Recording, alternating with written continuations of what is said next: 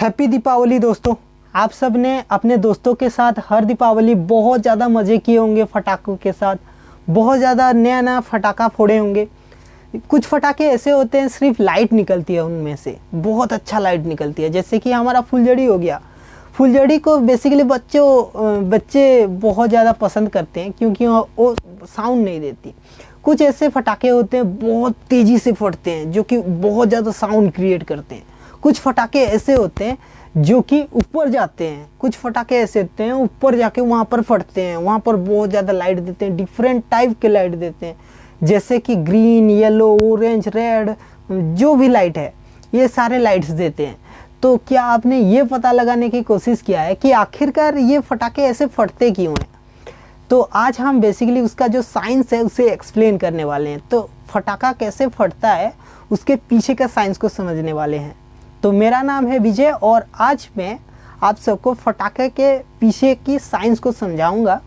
तो science behind the fire crackers, ये है हमारा आज का वीडियो का टॉपिक। तो बेसिकली मैं इसे समझाने के लिए फिजिक्स और केमिस्ट्री की मदद लूँगा। तो मैं इसे 2 पार्ट में डिवाइड कर दिया, एक फिजिक्स और केमिस्ट्री में। जो फायर क्रैकर्स बर्न होता है उसे मैं फिजिक्स की ओर से पहले समझा देता हूँ, फिर उसके केमिस्ट्री के पार्ट में आएंगे। तो सबसे पहले अगर मैं फायर क्रैकर्स की बात करूं तो हमारा जो रॉकेट फायर क्रैकर्स होता है, उसका जो मेन पार्ट होता है, किसी भी फायर क्रैकर्स का मेन पार्ट होता है उसका जो फ्यूल है उसका मेन पार्ट। फ्यूल किसे कहेंगे? उसका बारूद को फ्यूल कहेंगे। तो जो रॉकेट का फायर क्रैकर्स होता है वो उसका जो फ्यूल है उसे एक सिलेंडर टाइप कार्डबोर्ड के अंदर फिट किया जाता है और उसका जो फ्यूज होता है उसके ऐसे निकाला दिया जाता है क्योंकि वहाँ पर हम आग लगा सकें। तो क्या होता है ना दोस्तों, जब हम उसके फ्यूज़ में आग लगा देते हैं, आग धीरे धीरे करके फ्यूल की तरफ बढ़ता है। फ्यूल की तरफ मतलब उसके बारूद तक पहुँच जाता है। जब बारूद बर्न होता है वो नीचे की तरफ ऐसे, जब बारूद बर्न होता है वो बहुत तेज़ी से थ्रस्ट क्रिएट करता है। क्या क्रिएट करता है? थ्रस्ट क्रिएट करता है और हमारा जो रॉकेट है उसे ऊपर जाने के लिए, ऊपर प्रोपेल करता है, उसे ऊपर जाने के लिए हेल्प करता है। यहाँ पर न्यूटन का थर्ड लॉ यूज किया जाता है। न्यूटन का थर्ड लॉ के हिसाब से ये रॉकेट ऊपर जाता है। कैसे? देखो, न्यूटन साहब क्या बोले थे? न्यूटन साहब ये बोले थे कि हाँ, उनके थर्ड लॉ के हिसाब से every action will be equal and opposite reaction. तो एक्शन किधर हो रहा है? जब हम फ्यूल को बर्न कर दिए तो फ्यूल बहुत तेज़ी से थ्रस्ट क्रिएट किया और उसका एक्शन होगा ऊपर की तरफ ऐसे, और नीचे की तरफ उसका जो रिएक्शन था उसकी वजह से वो ऊपर की तरफ बढ़ता चला गया और हमारा जो रॉकेट है ऊपर तो पहुंच गया। अब हम ये समझ लेते हैं कि उसके जो ऊपर जाने के बाद जो रॉकेट फटता है वो क्यों फटता है। देखो क्या होता है, रॉकेट बेसिकली उसके जो रॉकेट के अंदर बेसिकली 2 स्टेज होता है। पहला स्टेज होता है उसका जो फ्यूल वाला पार्ट जो रॉकेट को ऊपर तक ले जाता है, और सेकंड स्टेज ये होता है कि उसके ऊपर एक लड़ लगी हुई होती है, मतलब एक फटाका टाइप लगा हुआ होता है, और एक स्टेज है वो। तो जब आग वहाँ तक पहुँच जाती है, पहला स्टेज बंद हुआ तो रॉकेट ऊपर चला गया। मतलब आसमान में जाने के लिए पहला जो स्टेप है वो फ्यूल की मदद से आसमान तक चला गया रॉकेट, और वहाँ पर और एक लड़ लगी हुई थी और एक फटाका टाइप छोटा सा फटाका लगा हुआ था। वहाँ तक जब आग जाती है तो सेकेंड स्टेज फटता है, मतलब सेकेंड स्टेज तक आग जाएगी तो सेकेंड स्टेज में जो फटाका था वो फटता है। इसीलिए हमें रॉकेट ऊपर जाती है और ऊपर में धमाका करती है। ये है उसके पीछे का साइंस। तो रॉकेट का साइंस तो समझ गए। तो धीरे धीरे अगर हम बढ़ें तो जो VIP होता है, VIP सुतली बम, जो बहुत तेज़ी से इतना ज़्यादा साउंड क्रिएट करते हैं कि अच्छों की कान की पर्दे फट जाती है कि नहीं। तो जो VIP सुतली बम होते हैं, तो आप सब ने ये तो देखा होगा कि जो VIP होती है, VIP सुतली बम के ऊपर जो सुतली बहुत टाइटली सुतली को बांधा गया होता है, और इसी वजह से ये बहुत धमाके के साथ फटती है। क्योंकि इसके पीछे देखते हैं कौन सा साइंस लगता है। देखो, जब सुतली को बांधा गया होता है, उसका जो बारूद होता है, बारूद को इतना फिक्स किया जाता है, इतना टाइटली फिक्स किया जाता है कि जब हम जो फ्यूज है, फ्यूज को नीचे बाहर के साइड निकाला जाता है वहाँ पर आग लगाने के लिए, जो फ्यूज है उसमें जब हम आग लगा देते हैं तो जो आग है उसके अंदर जो ऑक्सीडाइजर मिलाया गया है, जो फ्यूल में मतलब जो बारूद में जो ऑक्सीडाइजर मिलाया गया है, वो केमिकल रिएक्शन की वजह से केमिकल रिएक्शन की वजह से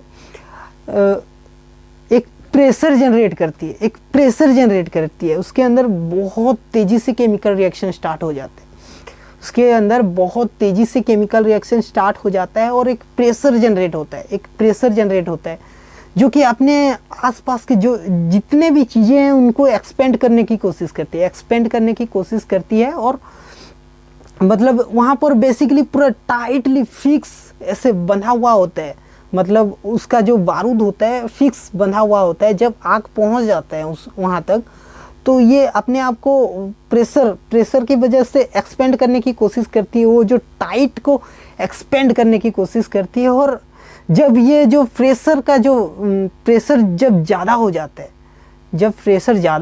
है, मतलब वहाँ जो सुतली के साथ वो पूरा एक टाइटली बंधा हुआ होता है, वो बहुत तेज़ी से ब्लास्ट होता है। ये तो हो गई ब्लास्ट की बात। तो जब ब्लास्ट होता है कोई भी चीज़ या फिर वो वीआईपी सुतली बम जब ब्लास्ट होता है तो साउंड कैसे क्रिएट होता है? ब्लास्ट की तो साइंस हम समझ गए, तो साउंड कैसे क्रिएट होता है? जब ये बहुत तेज़ी से एक्सपेंड होकर ब्लास्ट होता है तो यहाँ पर एक शॉक वेव जनरेट होता है। क्या होता है? हवा में एक शॉक वेव जनरेट होता है और इसी शॉक वेव की वजह से हमें साउंड सुनाई देती है, बहुत तेज़ी से साउंड सुनाई देते हैं। इतना बड़ा ब्लास्ट की जो साउंड है वो सुनाई देता है शॉक वेव की वजह से। हवा में शॉक वेव की वजह से हमें क्या सुनाई देती है? साउंड सुनाई देती है। थर्ड नंबर पर आगे हम राउंड चक्कर मतलब कुछ लोग इसे चक्री बॉम्ब भी बोलते हैं, कुछ लोग इसे राउंड चक्कर बोलते हैं, कुछ लोग इसे फिरकी भी बोलते हैं। तो चलो आते हैं फिरकी की ओर। मतलब जब हम उसके बारूद में आग लगा देते हैं तो ये न्यूटन के थर्ड लॉ के हिसाब से एक्शन करता है, उसकी जो रिएक्शन है इसके वजह से ये राउंड घूमता है। तो रॉकेट में क्या होता है, उसकी जो एक्शन की वजह से जो रिएक्शन हुआ उसकी वजह से वो ऊपर चला गया। यहाँ पर क्या होता है, उसके नीचे ऐसे इसे डिजाइन किया गया होता है कि वो एक सर्कुलर पार्ट पर ऐसे घूम सके, अपने आप में ही सर्कल होकर घूम सके। इसके लिए उसके नीचे के जो एरिया होता है उससे ऐसे कर्व साइज का बना दिया जाता है, जैसे ही इसका फ्यूल बर्न हो ये बहुत तेज़ी से घूम सके। तो यही होता है जो फिरकी है हमारा उसमें। तो यहाँ पर भी न्यूटन का थर्ड लॉ यूज किया जाता है। जो फोर्थ नंबर पे है वो है हमारा फुलझड़ी। उसे बच्चे बहुत ज़्यादा पसंद करते हैं। तो उस फुलझड़ी में क्या होता है कि फुलझड़ी में बहुत ज़्यादा लाइटिंग आती है, बहुत अच्छा लगता है बच्चों को। तो ये होता कैसे है, देखो, जब हम उसे आग लगा देते हैं तो माना जाता है दोस्तों उसके जो टेम्परेचर है 200 से 250-300 डिग्री तक पहुंच जाती है। तो हमें ये महसूस क्यों नहीं होती, तो इसके बारे में भी समझ लेते हैं। तो जो हमारे जो फुलझड़ी है उसमें जो मेटल की पीसेस लगे हुए होते हैं, मेटल के पीसेस की वजह से जब वो मेटल के पीसेस बहुत ज़्यादा हीट हो जाते हैं, बहुत ज़्यादा गर्म हो जाते हैं, जब वहाँ पर हम आग लगा देते हैं तो बेसिकली गर्म होने के बाद उसका जो साउंड है वो क्रिएट होता है, ची ऐसे साउंड क्रिएट होता है और बहुत तेज़ी से आग जलती है, मतलब बहुत तेज़ी से लाइट निकलती है वहाँ से। मेटल के पीसेस ऐसे निकलते जाते हैं। तो क्या होता है ना दोस्तों, जो मेटल के पीसेस निकलते हैं वो बेसिकली जो टेम्परेचर कैरी करते हैं वो इतने छोटे होते हैं, इतने मास में इतने ज़्यादा छोटे होते हैं कि वो टेम्परेचर हमें कुछ कर नहीं पाती। जो 200 से 250 डिग्री टेम्परेचर, 300 डिग्री टेम्परेचर तक पहुंच जाती है तो वो नीचे गिरते ही उसका जो मास की वजह, छोटे मास की वजह से कम मास की वजह से उसका जो टेम्परेचर है वो मतलब ट्रांसफ़र हो जाता है, वो मतलब ख़त्म हो जाता है। मतलब हमारा जो फुलझड़ी का जो टेम्परेचर है वो ख़त्म हो जाता है उसके कम मास होने की वजह से, और हमें कुछ नहीं होता है। बाई चांस अपने जो स्किन में भी वो गिर जाता है, कभी कभी अपने जो स्किन होती है उसमें भी कभी कभी अगर गिर जाए तो उतना हमें कुछ नहीं होता है, मतलब प्रॉब्लम नहीं होता है। लेकिन हमें अपने आप को फटाका को फोड़ते समय अपने आप को सुरक्षित रखना पड़ेगा और फटाका को फोड़ना पड़ेगा। फायर क्रैकर्स में कौन सा फिजिक्स लगता है उसे हम समझ चुके हैं, तो अभी हम उसके जो केमिस्ट्री का पार्ट है उसे समझ लेंगे। तो मैंने कहा था कि जो फायर क्रैकर्स होते हैं, फायर क्रैकर्स में बेसिकली कुछ फायर क्रैकर्स में बेसिकली बहुत सारे लाइट एमिट होते हैं, जैसे बहुत डिफरेंट टाइप के लाइट एमिट होते हैं, blue, green, yellow, orange, red, और भी बहुत सारे लाइट एमिट होते हैं। तो लाइट कहाँ से आई, ऐसे कलर की लाइट कहाँ से आई? तो इन सारे लाइट की वजह है ये सारे मेटल।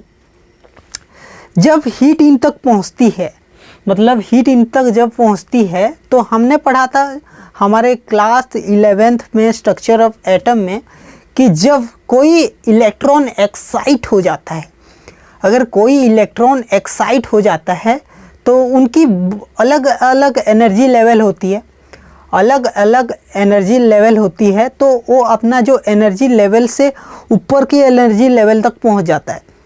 और जब वो फिर अपने नॉर्मल स्टेट में आता है तो ये बेसिकली इस तरह की लाइट एमिट करता है। तो मुझे अगर रेड कलर की लाइट चाहिए, किसी भी फायर क्रैकर्स को मैं अगर बर्न करूं और मुझे रेड कलर की लाइट चाहिए, तो मैं क्या करूंगा?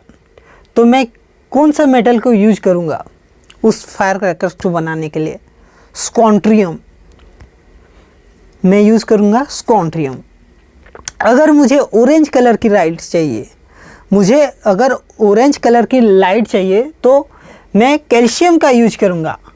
और मुझे अगर येलो कलर की लाइट चाहिए तो मैं सोडियम का यूज करूँगा। तो देखो, जो ऑरेंज कलर की लाइट है वो बेसिकली रेड और येलो कलर का मिक्सचर है, तो मैं ये भी कर सकता हूँ, मैं स्कॉन्ट्रियम प्लस सोडियम को अगर मिला दूं तो मुझे ऑरेंज कलर का भी लाइट मिल सकती है। तो कैल्शियम से भी मिलेगी, कोई बात नहीं, लेकिन अगर ऑरेंज कलर की लाइट मुझे चाहिए तो इन दोनों को मिला दूंगा तो मुझे ऑरेंज कलर की भी लाइट मिल सकती है। तो येलो कलर की लाइट के लिए मुझे सोडियम चाहिए, और ग्रीन कलर की लाइट के लिए मुझे क्या चाहिए? बेरियम। और ब्लू कलर की लाइट के लिए मुझे कॉपर चाहिए। और पर्पल कलर की लाइट, अगर मुझे पर्पल कलर की लाइट चाहिए तो मुझे कॉपर और स्कॉन्ट्रियम चाहिए। और मुझे अगर वाइट कलर की लाइट चाहिए तो मुझे क्या क्या मेटल चाहिए? मुझे मैग्नीशियम चाहिए, टाइटेनियम चाहिए, और मुझे एल्यूमिनियम भी चाहिए। इन तीनों में से कोई एक भी मतलब वाइट कलर को निकाल सकता है, मतलब हाँ, एल्यूमिनियम से भी निकल सकता है वाइट कलर, टाइटेनियम से भी, मतलब एल्यूमिनियम से बेसिकली सिल्वर कलर निकलती है। सिल्वर कलर ब्यूटीफुल, बहुत अच्छा दिखाई देता है। तो हाँ, जो भी सिल्वर कलर है, जो भी वाइट कलर है, वो एल्यूमिनियम की वजह से निकलती है। तो हम तो ये कलर की बात कर रहे हैं, कलर और लाइटिंग की बात कर रहे हैं, लाइट से जो कलर निकलती है उसकी बात कर रहे हैं। लेकिन हम उन सारे चीज़ों को तो स्किप कर चुके हैं ना, मतलब उसे कैसे स्किप कर सकते हैं? जो ब्लास्ट होता है, ब्लास्ट होने के पार्ट को देखते हैं। जो कुछ ऐसे फटाके होते हैं, ये तो बेसिकली फुलझड़ी में ज़्यादातर ये सारे आते हैं, और जो रॉकेट ऊपर जाता है वहाँ पर ब्लास्ट होता है, तो ये सारी चीज़ें वहाँ पर भी यूज किया जाता है। तो इसीलिए ऊपर जाते डिफरेंट कलर की लाइट निकलती है। और कभी कभी फुलझड़ी में भी कभी ग्रीन, येलो, ऑरेंज ऐसे कलर यहीं से आते हैं, इन सारे मेटल की वजह से आते हैं। तो अभी हम उसके जो ब्लास्ट वाला पार्ट को पढ़ते हैं, मतलब कैसे ब्लास्ट होता है। तो देखो, बेसिकली जो हमारे फायर क्रैकर्स होते हैं, वहाँ पर जो बारूद होता है, बारूद के साथ एक फ्यूज अटैच किया जाता है। जब हम फ्यूज़ को हम आग लगा देते हैं तो वो फ्यूज़ से आग अंदर तक चला जाता है। तो अंदर में जो गन पाउडर होता है और जो ऑक्सीडाइजर मतलब ऑक्सीडाइजर होता है वो बेसिकली मतलब केमिकल रिएक्शन स्टार्ट हो जाते हैं, उनके अंदर केमिकल रिएक्शन स्टार्ट हो जाते हैं और केमिकल रिएक्शन की वजह से वो huge amount of pressure generate करते हैं। इतना प्रेशर जनरेट करते हैं कि इतना प्रेशर जनरेट करते हैं कि जो फिक्स किया गया है, उनको जो फिक्स किया गया है, बंधा गया है, उस पार्ट को एक्सपेंड करने की कोशिश करते हैं और फट जाते हैं। और फटने के बाद एक शॉकवेव जनरेट होता है जिसकी वजह से हमें डूम की साउंड आती है, मतलब उनकी जो फटने की साउंड आती है हमें। तो बेसिकली मैं अगर बात करूं तो यहाँ पर गन पाउडर का यूज किया जाता है। तो गन पाउडर हमें 75 कुछ ऐसे नॉर्मल एक फायर क्रैकर की बात करूं तो जो गन पाउडर है वो बेसिकली 75% यूज़ किया जाता है। KNO3 पोटासियम नाइट्रेट को ऑक्सीडाइजर के रूप में यूज़ किया जाता है गन पाउडर। फिर आते हैं चारकोल की तरफ। चारकोल को भी यूज किया जाता है। चारकोल जो कि कार्बन का एक पार्ट है उसे भी यूज किया जाता है। चारकोल को वो 15% यूज किया मतलब लिया जाता है। और एक हो गया सल्फ़र को बेसिकली 10% लिया जाता है उन केमिकल रिएक्शन को करने के लिए। एक फायर क्रैकर्स को बनाने के लिए इन तीनों सब्सटेंसेस की बहुत ज़्यादा रिक्वायरमेंट होती है। एक हो गया गन पाउडर, एक हो गया चारकोल और एक हो गया सल्फ़र। तो इन तीनों को मिलाकर के एक फायर क्रैकर्स बनाया जाता है जो कि इतना ज़्यादा प्रेशर जनरेट करता है कि वो ब्लास्ट हो जाता है। तो हम कुछ केमिकल रिएक्शन देख लेते हैं क्या क्या होता है उसके अंदर। तो यहाँ पर 2KNO3 पोटासियम नाइट्रेट और कार्बन और सल्फ़र को जब हम इसके साथ रिएक्शन करवाते हैं, जब वहाँ पर आग लगा के ऑक्सीजन के प्रेजेंट में जब इन ऑक्सीडाइजर के साथ कार्बन को और सल्फ़र को इस गन पाउडर के साथ अगर हम रिएक्शन करवाते हैं तो हमें K2S plus 3CO2 plus N2 मतलब बेसिकली यहाँ पर क्या हो रहा है, तो यहाँ पर बहुत ज़्यादा धमाके के साथ कार्बन डाइऑक्साइड गैस और नाइट्रोजन गैस बहुत ह्यूज अमाउंट में निकलते हैं। तो इसीलिए हमें बहुत तेज़ी से सुनाई देती है चीज़ें। तो हाँ, और एक केमिकल रिएक्शन देख लेते हैं। 2KNO3 plus 4Al plus sulphur मतलब potassium nitrate plus aluminium plus sulphur, जो हमें क्या मिलेगा K2S plus N2 plus 2Al2O3। तो यहाँ पर भी वही टाइप के केमिकल रिएक्शन हो रहे हैं। तो इन केमिकल रिएक्शन की वजह से हमारा जो एक फायर क्रैकर्स है वो बेसिकली ब्लास्ट होता है। तो ये था हमारा जो केमिस्ट्री का पार्ट, जो फायर क्रैकर्स में जो केमिस्ट्री यूज की जाती है उसका एक पार्ट था ये। तो ये बेसिकली बहुत बड़ा चैप्टर है, लेकिन मैं इसे शॉर्ट में समझाने की कोशिश किया हूँ जो कि नॉर्मल आदमी समझ सके, नॉर्मल इंसान समझ सके। उसी के लिए मैं इसे मतलब नॉर्मल लैंग्वेज में ही समझाने की कोशिश किया हूँ, ज़्यादा साइंटिफिक लैंग्वेज में नहीं गया हूँ। तो हाँ, अगर ये वीडियो अच्छा लगे तो प्लीज़ लाइक, कमेंट और शेयर कर दीजिएगा। अपने दोस्तों के साथ भी शेयर कीजिएगा और ज़्यादा से ज़्यादा इस चैनल में मतलब नए आ रहे हो तो सब्सक्राइब कर लीजिएगा। मेरे जो वीडियोस हैं वो 90% लोग तो देखते हैं लेकिन सब्सक्राइब नहीं करते। अच्छा नहीं लगता यार, इतना ज़्यादा मेहनत करता हूँ यार आप सबके लिए, थोड़ा लाइक तो बनता है और सब्सक्राइब भी बनता है। तो ठीक है, सब्सक्राइब कर देना। मिलता हूँ नेक्स्ट वीडियो में। जय हिंद, जय भारत।